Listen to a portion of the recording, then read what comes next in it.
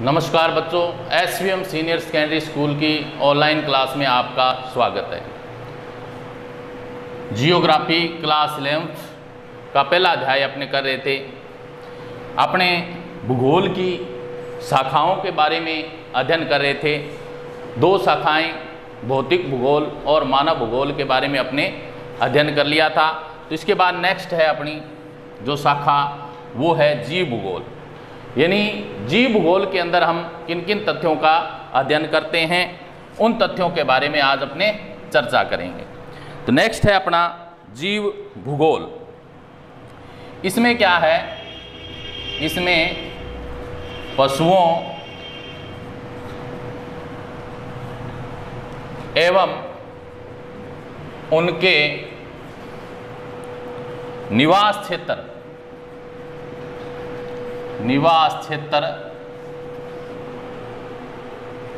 के स्थानिक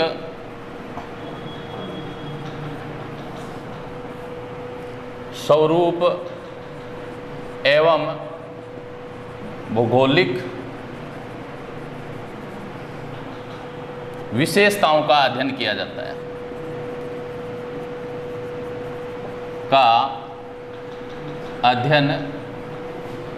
जाता है, प्यारे बच्चों। इसमें जीव भूगोल में क्या करते हैं हम, इसमें इस धरातल पर, ठीक है, पशुओं और उनके निवास क्षेत्रों, स्थानिक स्वरूप, भौगोलिक विशेषताओं, वहाँ की भौगोलिक विशेष दो धरातलीय विशेषताएं हैं, उनके अनुसार उस क्षेत्र में कौन कौन से पशु हैं, ठीक है, उनके निवास क्षेत्र कौन कौन से हैं, उन क्षेत्रों का अध्ययन जीव भूगोल के अंतर्गत अपने करते हैं। इसके बाद में इसके अंदर दूसरा वनस्पति, इसको जीव भूगोल, इसके बाद में वनस्पति भूगोल। वनस्पति भूगोल के अंदर अपने प्राकृतिक वनस्पति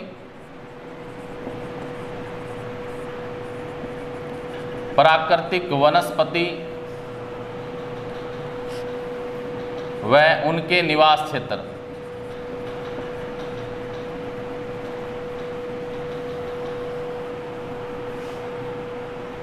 स्थानिक प्रारूप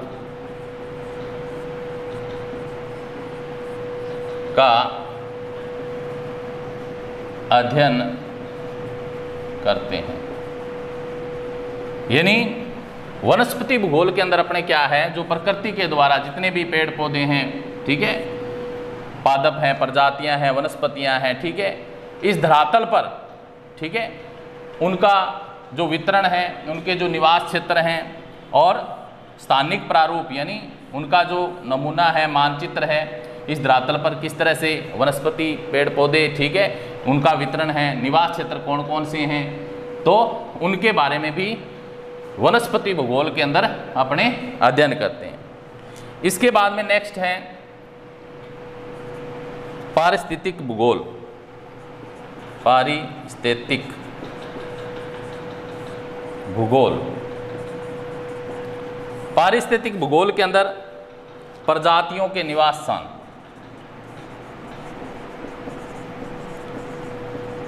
स्थान और स्थानिक प्रारूप का अध्ययन करते हैं।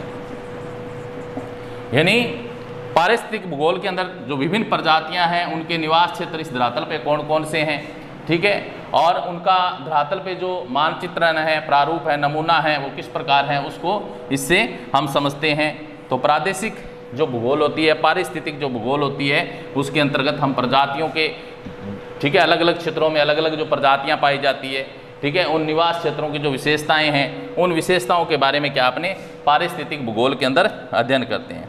इसके बाद नेक्स्ट है पर्यावरण भूगोल। पर्यावरण भूगोल, पर्यावरण भूगोल के अंतर्गत अपने पर्यावरणीय प्रतिबोधन, पर्यावरणीय प्रतिबोधन प्रदूषण संरक्षण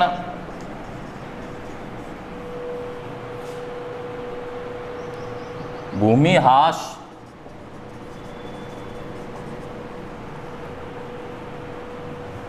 आदि का अध्ययन करते हैं।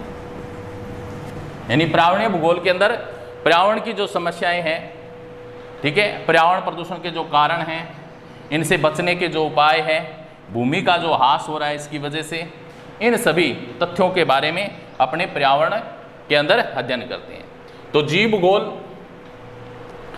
को अन्य शाखाओं में इसके अंतर्गत निम्न जो शाखाएं हुई, ठीक है, जीव भूगोल के अंतर्गत वनस्पति, पारिस्थितिक और पर्यावरण, ये 3 शाखाएं हुई इसकी। इसमें जीव भूगोल के अंदर पशुओं एवं उनके निवास क्षेत्रों के स्थानिक स्वरूप एवं भौगोलिक विशेषताओं का अध्ययन अपने करते हैं। वनस्पति भूगोल में प्राकृतिक जितनी भी वनस्पतियां हैं, पेड़ पौधे हैं, उनके निवास क्षेत्र हैं, इस धरातल पे स्थानिक प्रारूप है, ठीक है, तो उसका अध्ययन करते हैं। पारिस्थितिक भूगोल में जो विभिन्न इस धरातल पे प्रजातियां पाई जाती हैं, उनके निवास क्षेत्र कौन कौन से हैं, और जो स्थानिक वहाँ की जो प्रारूप है, नमूना है, मानचित्र है, उसका अध्ययन करते हैं। पर्यावरण भूगोल के अंदर पर्यावरणीय समस्याओं के बारे में, ठीक है, प्रदूषण के कारण, निवारण के उपाय और भूमिह्रास आदि का अध्ययन इसके अंतर्गत अपने करते हैं। इसके बाद नेक्स्ट जो शाखा है अपनी प्रादेशिक उपागम। प्रादेशिक उपागम पर आधारित भूगोल की शाखाएं।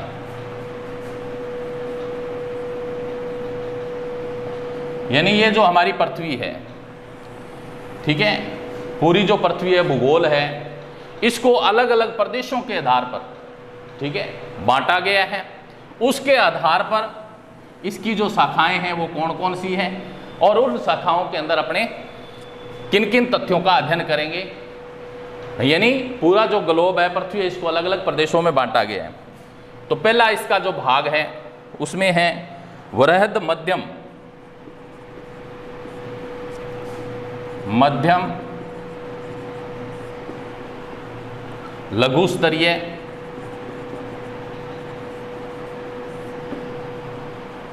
प्रादेशिक और क्षेत्रीय। यानी इस भूगोल को, इस पृथ्वी को अपने समझने के लिए, ये जो पृथ्वी है हमारी, इसको समझने के लिए क्या है, इसको पहले बड़े भाग में बांट दिया, ठीक है, इसको पहले बड़े वृहद कहते हैं बड़े को, फिर मध्यम भाग में इसके टुकड़े कर दिए, फिर लघु स्तरीय कर दिए, फिर प्रादेशिक और फिर क्षेत्रीय।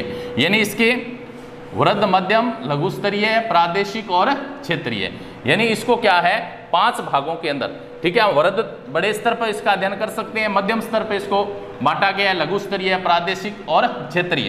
यानी इस पूरे ग्लोब को अपने समझने के लिए इसको 5 भागों में क्या है बांटा गया है। यानी इसको वृहद, मध्यम, लघु स्तरीय, प्रादेशिक और क्षेत्रीय भागों में, ठीक है। तो पार्ट टू पार्ट अलग अलग अपने इसका अध्ययन करके इसकी पूरी जानकारी है जो हासिल कर सकते हैं। इसके बाद में नेक्स्ट है, दूसरा आता है इसमें ग्रामीण इलाका।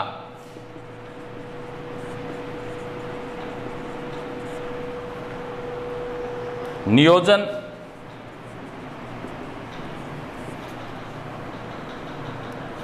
शहर नगर नियोजन,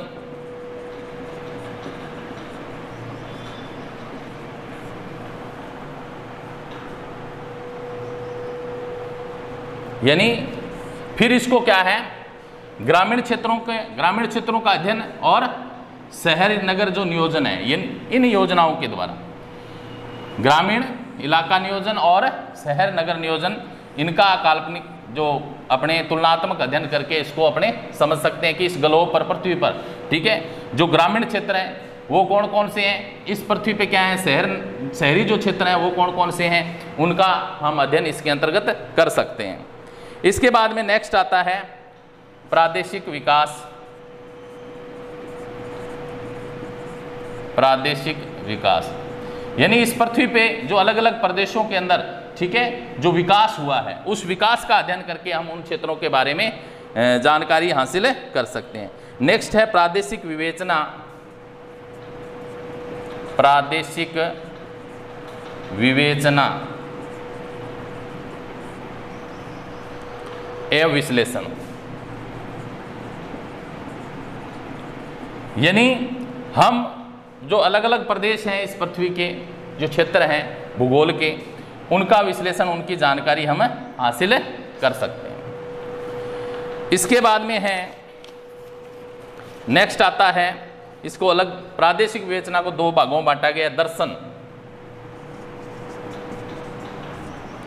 क्या नंबर दर्शन है, जिसमें भौगोलिक चिंतन,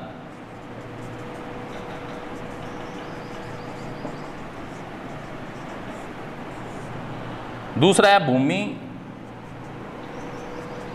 भूमि एवं मानव अंतः प्रक्रिया।